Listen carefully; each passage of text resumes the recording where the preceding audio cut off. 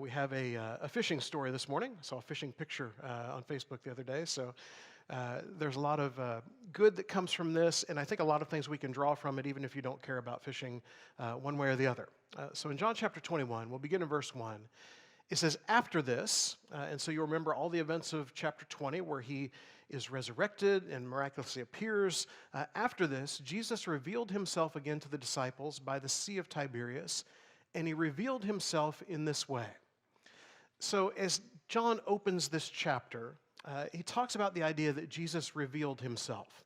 A quick aside, by the way, in case you ever read commentaries or hear people talk and all that kind of stuff, there is actually a thought that this is not original to John, and that somewhere along the way someone kind of added all of this, probably pretty early on. I don't buy into that, because the main reason why people say it is because it seems like it's not as exciting an ending as chapter 20, which is just funny to me, because if you go back and read ancient literature of the time, there wasn't always an exciting ending. Sometimes the big exciting thing would happen, and then you would have what they would call the epilogue. You see that sometimes in movies nowadays, where you get like that little moment with each character and where they ended up and what happened in their lives. And then all the way back into early times of literature, you look at something like the Iliad. It does not end in excitement, it ends in epilogue. And so this is kind of what John is doing here through the Spirit. There's no reason to think this is not an accurate thing because of that, but more of what Jesus does. And in case you're not sold on that idea, if you go to the book of 1 Corinthians, Paul mentions a lot of these different appearances that happen. And so what we have here is John's account of Jesus revealing himself. So again, like I mentioned last time, once you have the empty tomb, and once people have shown up to do what they do in that day and time at the tomb after a death has taken place and after the Sabbath has gone by, that should be enough, shouldn't it? He's kind of proven himself, and yet he keeps popping up. Last time we saw Jesus go into a couple different times where there was a door locked, and then he just appears there among everyone else. He actually showed people and had them feel the holes in his hands and in his side. He's proving himself again and again, and then in chapter 21, again, he reveals himself. So there are a couple questions that I think we'll look at today that have to do with this. First of all, when does Jesus reveal himself? Because I think the when and the what he's doing in this context are important, not just to the people who he's revealing himself to here in John chapter 21, but I think there's some things we can infer about when Jesus does what he does. So when does he reveal himself? Here in John 21, and maybe we can see for us too. In verse 2, it says that Simon Peter, Thomas called the twin, Nathanael of Cana in Galilee, the sons of Zebedee, and two others of his disciples were together. Now, I love all of the detail, because it's not this vague story of, Jesus is resurrected and he's there, and some people were out fishing. As John writes this down, knowing that people will be reading this story, either us down the road who have come to know these characters, or people who are closer to John's time who may have known these people, or at least heard about these people, John relays everybody that's involved in the story. So first of all, when does he come? When his people are together. And I think we've already seen that as kind of a pattern, haven't we? He shows up in the upper room, his people are gathered there. He shows up here as people are gathered around doing fishing, of all things. Nothing terribly exciting. It's their job. They're kind of going to do that thing that they've always done. And so they're going to fish, and then Jesus is there because his people are there. Jesus likes community. He likes the idea of his people being together. He has been together with the Father and the Spirit forever. And so he has all of these moments where his people are together. I think we can be encouraged to do the same thing. If you think of the times where you have seen God at work in a clear kind of way, how often are those times dealing with points in time where Christians are together, where we're gathered, where we're worshiping, where we're doing some sort of mission or service, and his people together are kind of the force that he tends to show up in the midst of. So in verse 3 it says that Simon Peter said to them, "I'm going fishing." So we learn that Simon Peter has not given up on his just quick going out and doing whatever on his own, and people began to follow in after him. They said to him, "We'll go with you." They went out and got into the boat, but that night they caught nothing. Now, I'm not much of a fisherman. It's been a long time since I've been fishing. I will tell you, I don't know that I've ever gone fishing at night. And maybe this is a thing, I don't know. But I did read and found out that In this time, in their land, they would often fish at night because it was cooler, for one thing. And secondly, as they got done fishing, they could bring their catch in to the market and get it sold in the morning. So you don't have to worry about storing all of these fish or doing anything. You just take them straight out and you get them sold. So they would fish at night, but they go out and they fish, and they caught not a few, it was kind of an okay night. They caught nothing. How frustrating would that be? How frustrating is it when you go out and you have a job to do, something you want to get done, and you're not able to get any of it done at all? Thought I was going to mow my yard yesterday. I went to start the riding mower. Nothing. Didn't work, didn't do anything. I ended up push mowing my backyard. I don't recommend it. But I was out. I feel very old this morning. But it was not what I thought it was going to be yesterday as I was going through these things. These guys went out with the intent to catch fish, and nothing happens. And I think we find that Jesus is one who reveals himself to his people when they're discouraged. Excuse me. And isn't that an encouragement for us? Because in those moments where it seems like nothing is going right, in those moments where life situations happen and we are discouraged by them, Jesus is there with us in the midst of that. And with his disciples, as they have this frustrating night that they probably are thinking to themselves as they're getting ready to come back in, what a waste of time. Nothing has really gone right tonight. They're still probably pretty confused about everything that's going on with Jesus. One of the commentaries I read actually said they might assume he's already gone back to heaven. He's gone. I mean, they've seen him. He's come and done what he's come to do. And they're out fishing because they're not sure what to do next. And nothing is going right, and there he is. In verse 4, it says, just as day was breaking, Jesus stood on the shore, yet the disciples did not know that it was Jesus. This is one of the many on my list of questions. If we get to ask questions in heaven, how does he keep showing up and people don't know who he is? But they don't know. So he's off on the shore. Here's this guy in the distance that they see. And it says that, just as day was breaking, this happens. So all night they fished. One of my favorite things about not being a youth minister anymore is lock-ins. Lock-ins are the worst idea ever. We had one in Arkansas, by the way. Maybe that's why Arkansas is on my mind. We had one in Arkansas, by the way, that was at a water park. Water park and lock-in together, I'm pretty sure is not from God. I remember just hating those days, and the next day you don't know how long you're supposed to sleep because you need to recover, but you want to sleep that night, and it's just a mess. And so they have this long night of just misery of the fishing not going well. And so they're discouraged, but I think we also see that Jesus meets his people when they are weary. And have you been there?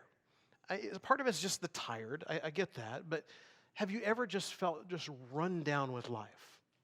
It seems like everything that could go wrong goes wrong, or maybe there are just so many things to do and you don't feel like there's enough of you or enough time to get them done, and you're just running ragged, and you feel kind of alone in that, and no one understands, and Jesus shows up in those moments.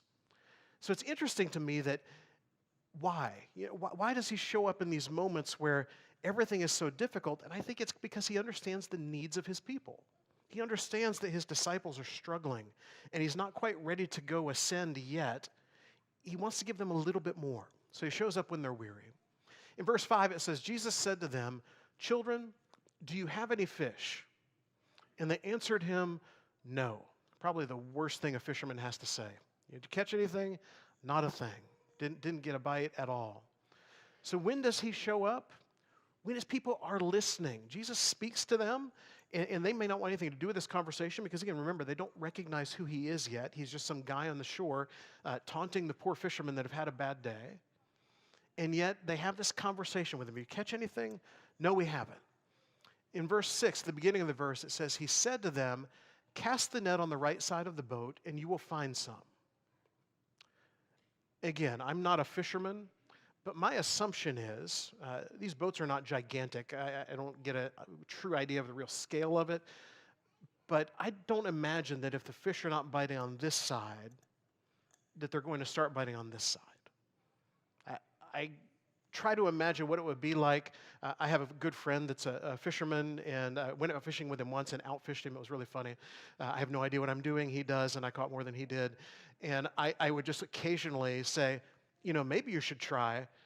And he would look at me like, what are you doing? So imagine this guy who now says to them, if it's not working, maybe if you were to put your net, 8 feet to the other side of where you were putting it, then something might be different. And it's so interesting to me that instead of, what are you talking about? Why would I bother doing that? That doesn't make any sense. All of the reasons why there should be something else, what do? They cast it. So he says, try the other side, and they cast it. And I think Jesus shows up when his people are faithful. There are things about the walk with Christ that do not make sense within the world in which we live to the people around us, but they do to God. It's the way he designed this. And sometimes our world will convince us that what you are doing is crazy. What you are doing, there's no reason for that. What you're doing is backwards or old-fashioned or however they may say it. And I think God would say to us, just be faithful.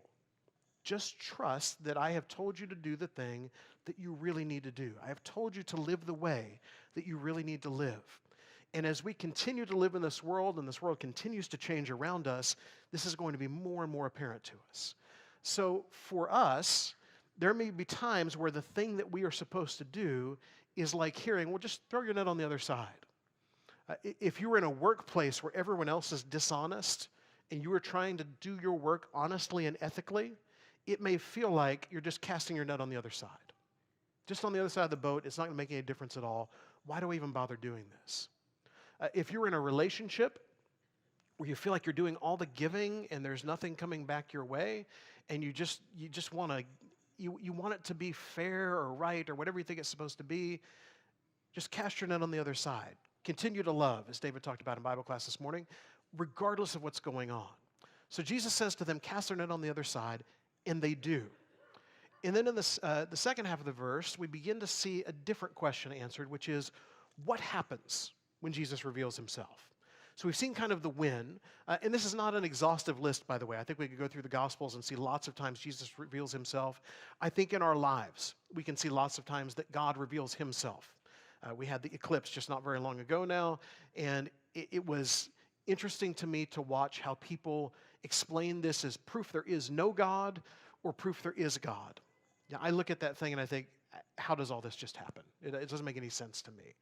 And God reveals himself in so many ways, but in chapter 21, I think we've seen most of them. So what happens when he reveals himself? So they cast their net, and now they were not able to haul it in because of the quantity of fish. Every fisherman I know has a fish story. The fish tends to grow the more times the stories are told, and it's kind of the way it is. But for them, they went from nothing to more than you can imagine. Just this so much that they're having trouble getting it in. And the first thing I think we see when Jesus reveals himself is abundance. Now, don't hear me wrong. And by the way, I put abundance in the thesaurus and tried to find lots of different words because of everything that gets brought to this word. This is a good word in this point. I know we hear the abundance gospel and the prosperity gospel and things like that. The abundance that we see here is the fact that God doesn't do things just good enough. God doesn't make things just so it'll be okay. It'll do. It'll get you by. God does things in such an amazing, over-the-top kind of way that it's kind of unexplainable.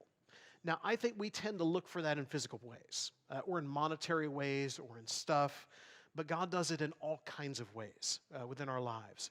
If you begin to think about the people in your life that God has brought into your life, has he not given to you more than you deserve? Has he not given to you so much more that has blessed your life? I was thinking, as I thought about abundance, of Eugene Cannon, who was here for so many years, giving out lollipops in the back to kids and all of that stuff. And if I would ask Eugene how he was doing, he would always say, better than I deserve, and if I was doing any better, there'd have to be two of me. And I always thought, what an attitude to have. We have abundance within our lives. Even if you look at your house and your cars and your bank account and you think, this doesn't really feel like abundance, you have abundance. So Jesus presents himself, reveals himself in abundance. And then it says, the disciple who Jesus loved, therefore said to Peter, it is the Lord. And when Simon Peter heard that it was the Lord, he put on his outer garment, for he was stripped for work, and threw himself into the sea. And by the way, if you read this and you think, huh? He stripped for work. This means a lot of different things within Greek. He's probably just in kind of something cooler and doesn't have the outer robe on because he's worked all night and he's sweaty and, but he's Jewish men did not strip in the sense that we think of strip publicly, so it's not that. You don't have to pay extra for that one. All right. So he jumps into the water, and I think to myself, oh, we've been here before with Peter, haven't we? Lord, if it's you, let me walk on the water to you. And he jumps out of the boat. There's this excitement about him. There is, when Jesus reveals himself, there is something that goes beyond to enthusiasm.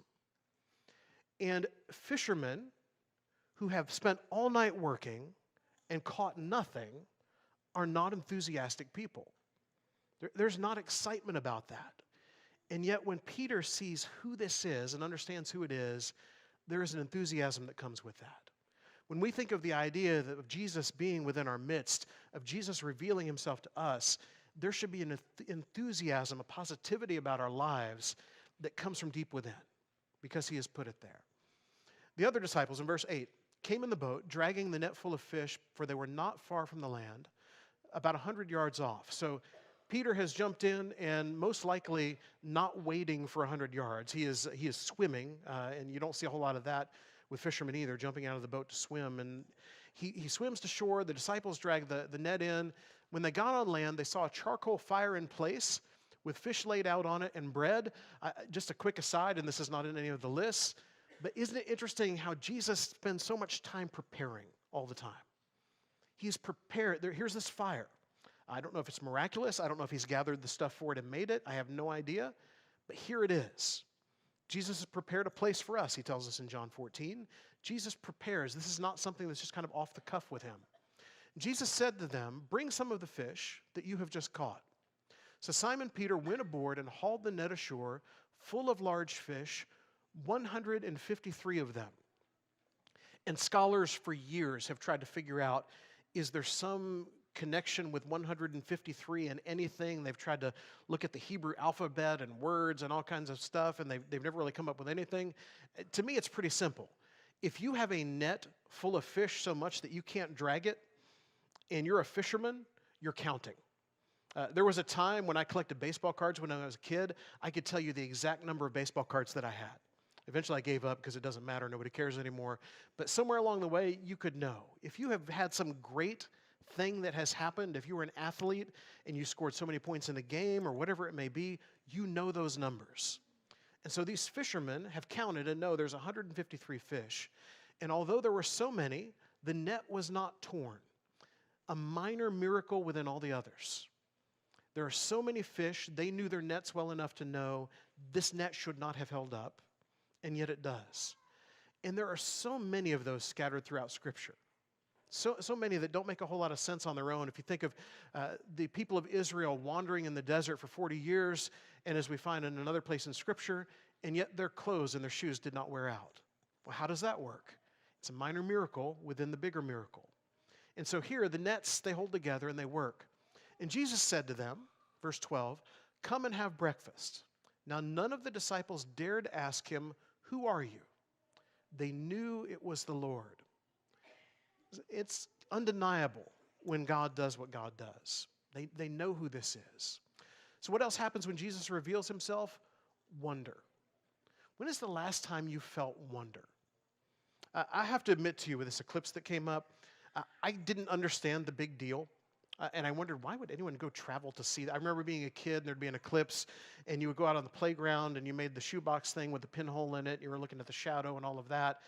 And I never could have imagined the idea of traveling somewhere to go see that. And then I started seeing the video and the pictures. And the moments where in totality people could take those glasses off for 3 or 4 minutes or whatever it was. And I heard in these videos adults oohing and eyeing. And I thought, wonder. When is the last time you have felt wonder? It's in the birth of a child or a grandchild. Maybe it's in this moment if you see something amazing about God and creation. Maybe it's, if you're like me, the first time I saw the Rocky Mountains. I just stood there, jaw down, looking. First time I saw the Pacific Coast in Oregon with all the cliff sides and the rocks and all, I just wonder. And so they are there with him, and there's just this moment of wonder. They know it's him. No one asks anything. They're caught up in it. I hope we haven't been that we're not too old, too mature, too experienced to get caught up in God and what he does. I hope occasionally, or honestly, I hope more than occasionally, you will notice the words of some of the songs that we are singing, and you are caught up in the wonder of God. All hail the power of Jesus' name. Let angels prostrate fall. Bring forth the royal diadem and crown him Lord of all. These are words of wonder. And as we see who God is, all we can do is have these moments of wonder and amazement. Verse 13, Jesus came and took the bread and gave it to them, and so with the fish. So what else happens? Fulfillment. They have caught the fish, and now they are getting to feast on the thing that they have had. I believe that God has this way of bringing fulfillment into our lives, sometimes in ways we didn't anticipate, sometimes in ways we may not have asked for, sometimes in ways that he sees things that we don't see, and sometimes in exactly the thing that you hoped may be. But more often, and more importantly than that, God brings fulfillment in spiritual ways. And so for them, there is this food that they are there to eat. Now, in my mind, I immediately go back to John chapter 6, where he is feeding the 5,000. There are these 5,000 men there, and we don't know how many women and children, and there is a need for sustenance. And Jesus asks if there's any food, and there's these loaves and fish that are clearly not enough to feed the people who are there. And then Jesus takes it, and he gives thanks, and they begin to distribute all of these loaves and fish. And it says in verse 11 of John 6, they took the loaves. When he had given thanks, he distributed to them who were seated, so also the fish, as much as they wanted. And when they had eaten their fill, he told his disciples, gather up the leftover fragments that nothing may be lost. Not just enough to get by. Back in youth ministry days when we would have the lock-ins, we would always order pizza at some point during that. And because of guys in the youth group, I would always have to say, start with 2 pieces. Because I had seen too many 7th graders, they're not here so I can pick on them today. I've seen too many 7th graders load a plate full of pizza and throw half of it away, and I thought we want to make sure everybody eats, and then we'll come back. There was none of that with this. There was so much, everybody had all they wanted, and then there's all this left over there. And then later, the verse that we read at the beginning of our time, Jesus said to them, I am the bread of life. Whoever comes to me shall not hunger, and whoever believes in me shall never thirst. And it really struck me, looking at chapter 21, more than it ever has before, how much this theme kind of runs throughout the writings of John. The idea that God is one who provides something that we need. The idea that God fulfills and fills in a literal sense. And it flows all the way through John 6 to John 21 after the resurrection, and then all the way into the book of Revelation. In Revelation chapter 7 and verse 9, as John's describing this vision that he's having, he says, after this I looked, and behold, a great multitude that no one could number from every nation, from all tribes and peoples and languages, standing before the throne and before the Lamb, clothed in white robes with palm branches in their hands, and crying out with a loud voice, salvation belongs to our God who sits on the throne and to the Lamb. You want a moment of wonder? Here it is. And then skipping down a little further as he's watching all of this, he says, sir, do you know? And he said to me, these are the ones, he's asking who they are. He said to me, these are the ones coming out of the great tribulation. They have washed their robes and made them white in the blood of the Lamb. Therefore, they are before the throne of God and serve him day and night in his temple, and he who sits on the throne will shelter them with his presence. They shall hunger no more, neither thirst anymore. The sun shall not strike them, nor any scorching heat. This idea of fulfillment, it runs throughout John's writings. For the Lamb in the midst of the throne will be their shepherd, and he will guide them to springs of living water, and God will wipe away every tear from their eyes. If you are living a life that feels kind of empty, that feels unfulfilled, it may be fulfilled here by God at some point, but I can guarantee you that if you're a follower of his, it will be fulfilled forever in a way that goes far beyond what you can imagine, in a way that wonder is one of the main things you're going to have, because it is so amazing to be in the presence of God. And this was now, verse 14, the 3rd time that Jesus was revealed to the disciples after he was raised from the dead. And what else do you get when he reveals himself? It's better every time, isn't it? You've been following Jesus for a while. You thought it was something when you started, but isn't it so much better than that now? When you look at all of the ways it has affected your life and the way you see things and the way you interact with people, isn't knowing Jesus so much better now than it ever has been? And if it isn't, and if you think, well, that sounds nice, but I don't know that I feel that way, I believe God's intent is that it would be, and that he wants you to be closer to him, wants you to feel that his presence is better in your life at every turn. If you have never followed him, this is just a quick encapsulation of who he is. And John will tell us, by the way, at the end of this chapter, that if you were to try to write down all the things that he did, all the books in the world wouldn't hold it. And if you think of all the things that he will do, he's just getting started. For you, he wants you to spend eternity with him. He wants you to follow him, to be baptized into him, and to rise and walk in a new life, to live in a different way, and to be fulfilled. Or if you have walked away, like some of these folks that we read about today, who ran away when things got hard, who denied him, who didn't know what to do or where to go, know that he wants you back. He wants you to come back to him, wants you to live for him again. If there's some way he can help you, please come while we stand and sing.